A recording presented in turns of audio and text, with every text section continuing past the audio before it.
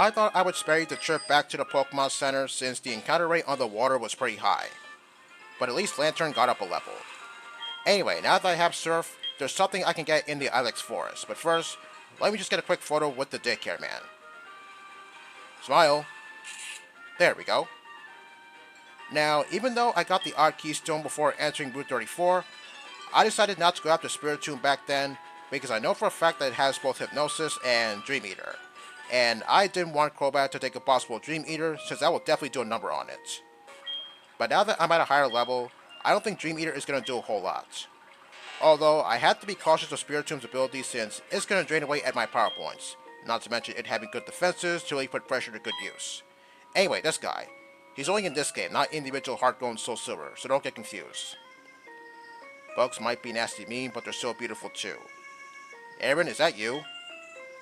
Well, anyway, he's going to give me the TM for X-Scissor, a pretty good bug type attack. Now, I believe only Crobat could learn this move, but I'm not going to teach this to Crobat since it's kind of pointless. Not to mention the fact that the bug type in general is kind of redundant. Now, I will admit, Spiritomb could have been a potential team member for me. I mean, it's got good defenses, it can put stuff to sleep with Hypnosis, it has no weakness, but the problem is, it's very slow. Yes, that's the person that was able to put up with Gastrodon's lousy speed stat. But at least its speed stat is a bit higher than Spiritomb's. Not saying it's a bad Pokemon, I mean, I used it in my Alpha Sapphire game. It's just way too slow for me. I mean, with Gastrodon, I was able to heal it with Recover, but with Spiritomb, I would have to put things to sleep first, then heal with Dream Eater. Alright, here we are, the Slowpoke Well. Now, before I throw down with Spiritomb, I'm just going to save everything I've done so far, and be right back. Okay, I'm ready. Sorry about the pause just now, it's just that I wanted to save because I don't know if it's possible to get another Odd Keystone in case I accidentally kill Spiritomb. And to also change my computer state to Friday since I'm going after Lapras next. So since Spiritomb has a catch rate of 100, this really shouldn't take too long. Okay, it's at level 20, so let's see how much I can do with one Ice Beam.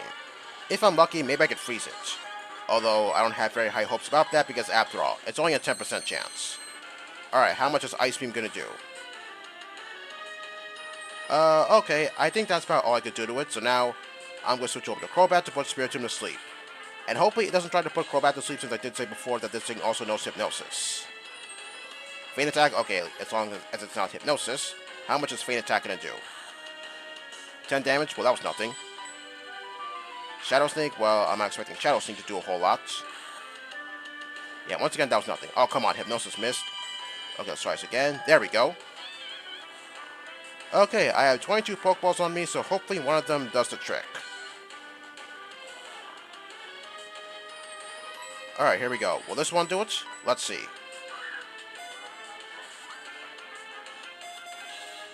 One, two, three. There we go. Also, I'm wondering why Spiritomb is here of all places. I mean, does Azalea Town or the Slowpoke Well have something to do with the number 108? Yeah, I'm not too sure about that myself. As you can see right there, it was formed by uniting 108 spirits. I think I've seen that entry so many times before. Okay, now before I move on, I'm just going to go heal because I'm about to head to another part of the Union Cave so that way I can catch Lapras. Although, I don't think I'm going to get to Lapras in this part since I'm going to be fighting a bunch of trainers along the way. Anyway, there's a 7-star Terry battle event going on in Scarlet and Violet, and this time it features the returning 7-star Emboar. It originally ran back in June of 2024, but now it's back starting from the 9th until the 16th. So, its ability is Reckless, its charge type is Electric, its nature is Brave, and knows the moves Flare Blitz, Drain Punch, Wild Charge, and Head Smash. And its additional moves, Bulk Up, and Heat Crash. So back in my Renegade Platinum Let's Play Part 115, I said I used Pokemon like Mudsdale and Garchomp to fight that Emboar, with Garchomp being the better Pokemon for me since Mudsdale didn't really work out. But this time around, I was really struggling with Garchomp because of all the horrible luck I was having. Let me tell you, that overgrown Backtracker got so many critical hits on me, I was about to lose it. And I also kept getting burned by Flare Blitz. Yeah, 10% chance my ass. But eventually I managed to fight off that Emboar with Garchomp. So its nature was Adamant, its turn type was Ground, its held item was the Shell Bell, and I gave the moves Earthquake, Sword Stance, and Breaking Swipe. Okay, I believe there's a hidden item right over there. But first I need to use Surf to get that island over there. Anyway, I use Breaking Swipe 3 times, then after it resets your stats, use Sword Stance 3 times, Breaking Swipe again, Terastallize, Earthquake, Breaking Swipe when it resets its sword stats, Earthquake until it uses Bulk Up, Breaking Swipe again, and finally spam Earthquake until Emboar goes down. Yeah, I tell you, that thing got so many critical hits on me, I was about to say, you know what, screw this thing, even though I already caught it when it first came out. Of course, if Garchomp isn't the Pokemon for you to use, here's another Pokemon you could use, Gastrodon.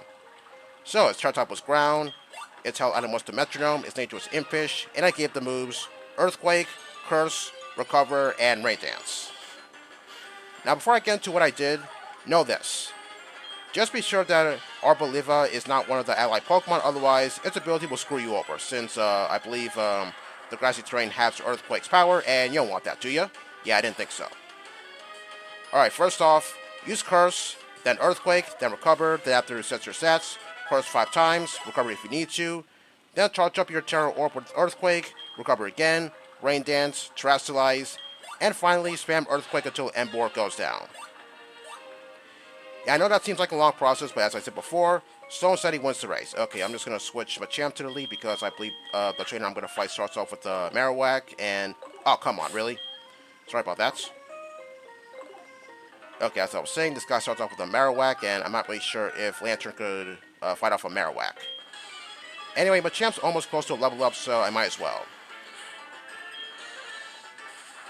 So yes, about that 7-star Emboar. Yeah, I don't know why it was so hard for me this time around. I mean, back when I first fought it, well, I will admit, I guess I kind of had a bit of trouble with it before, but at least Garchomp was able to fight it off. But this time around, it was harder than ever since I got really unlucky with critical hits, and also Flare Blitz kept burning me. Cross Chop, well, okay, I'm going to teach this to Machamp since, yeah, it's a lot more powerful than Cry Chop, even though Cross Chop only has 5 power points. Well, I have Revenge to help me out, so yeah, maybe I won't have to use Cross Chop a whole lot. Well, hopefully that 7-star Samurai doesn't give me a whole lot of trouble since, well, I don't think I ever went after it since I did say before that I didn't see those 7-star Pokemon as anything useful for me, or useful to me rather, until I saw the light one of those days. Although I did mention that Hisuian Samurott some time ago, although I never went after that one either since, well, you know. Well, I'm pretty sure the next Terra Raid battle event is going to be that 7-star Samurott, regular Samurott, not Hisuian Samurott. Well, I'm kind of hoping that maybe they would do some sort of event involving that Hisuian Samurott. I mean, after all, they did the same thing for Hisuian Typhlosion, so it wouldn't surprise me at all if they did the same thing for Hisuian Samurotts. Now, about Pokemon Champions, well, I heard a lot of people say that they don't like that game. Well, I'm not really sure what to say about that since I never played that game myself. Although, I am surprised at some of the abilities that the Mega Evolved Pokemon from Legends ZA got. Let's see. I believe Mega Golurk's rather's ability was Unseen Fist. I believe that's the same ability that Urshifu gets. And Mega Floette, I believe it gets Fairy Aura, same ability as Xerneas.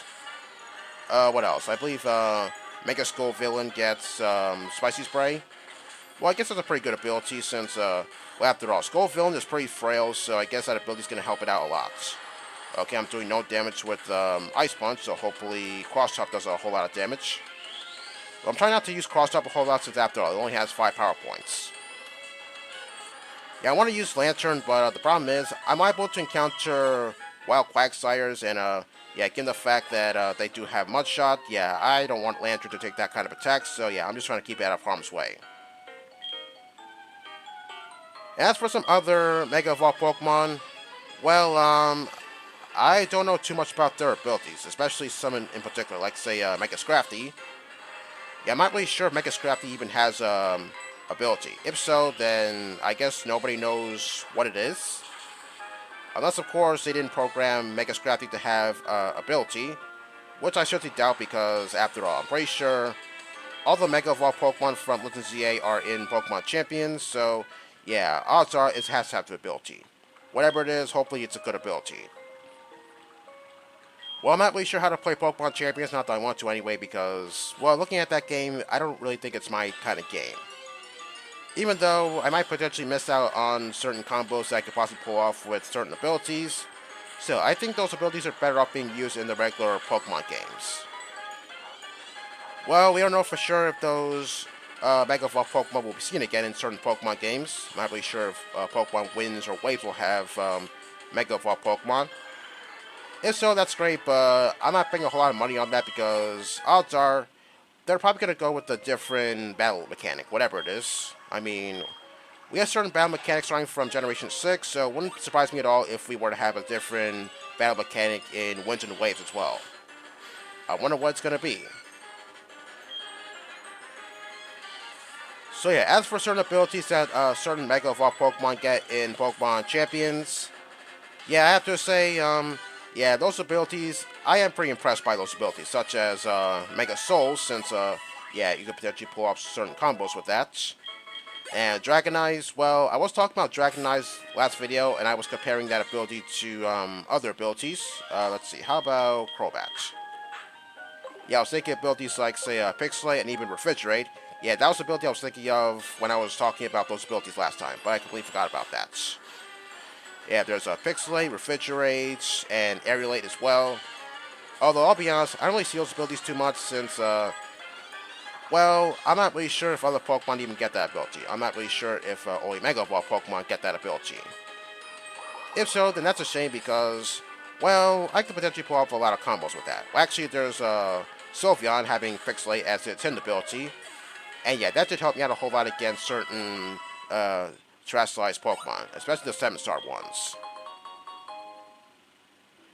I'm pretty sure some other Pokemon get the ability Pixelate, but although I'm not really sure if I'm not really sure what others. I don't know what I don't know what those Pokemon are since I'm not a huge expert on Pokemon like that. So yeah, there are some trainers down here, although I'm not really sure if I have any time to fight them since a lot of these Pokemon are kind of relentless. Although I will admit one thing, a lot of the trainers here, they have some pretty good lineups. Not surprising since, after all, this is a fan-made game, so it's only fitting that way. It's a real shame I can't one-shot this thing since, well, I'm not really sure if Shellos is really that bulky, or maybe I just got a little damage roll or something. Yeah, I guess it goes that way sometimes. Oh, come on. Okay, this makes me feel like I'm playing Black and White since, to me, I think the encounter rate is kind of high, so yeah, it makes me feel like I'm playing Black and White all of a sudden. Although, I think the encounter rate in Black and White is kind of modified a little bit. And speaking of which, I did say that I kind of struggled with that 7-star Emboar a little bit, and that got me to think. Is the critical hit ratio higher than ever in future Pokemon games? Because I'm not really too sure about that. I mean, every time I fought that 7-star Emboar, that thing always got critical hits on me, and that, to me, is not normal. So, I'm kind of wondering, is the critical hit ratio higher than ever in future Pokemon games? If so, then that really sucks, because, yeah, critical hits can really screw you in so many ways. Yeah, I've been a victim of that so many times. Okay, that trainer over there, I don't think I have enough time to fight him, because I know for a fact that he has 3 Pokemon on him, and, yeah, I'm not really sure if I could take down 3 Pokemon with so little time. So, I guess I'm just going to fight off some wild Pokemon and call it an episode. Okay, since I changed my computer state to Friday, odds are Lapras is here, so hopefully it won't go anywhere. Okay, maybe Crobat needs a bit more levels since I'm having a bit of trouble with some of the wild Pokemon that are down here, such as that Shellos and even the Sandslash. Well, for Sandslash, it's an evolved Pokemon, so I guess it's not surprising that it survived my Wing Attack with a lot of HP. Well, whatever.